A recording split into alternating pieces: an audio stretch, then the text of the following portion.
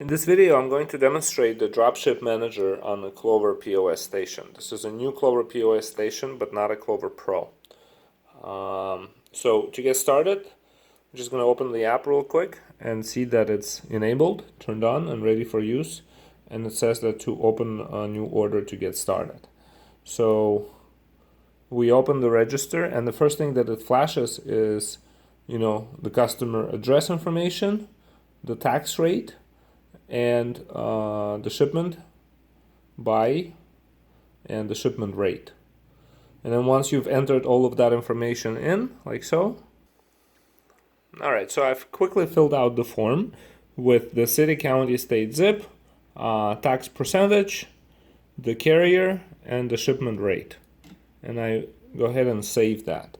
And so it adds the shipment, and it will calculate the tax as we go on with our items. So on. That basically is the function of the app. That's what it does. Thanks.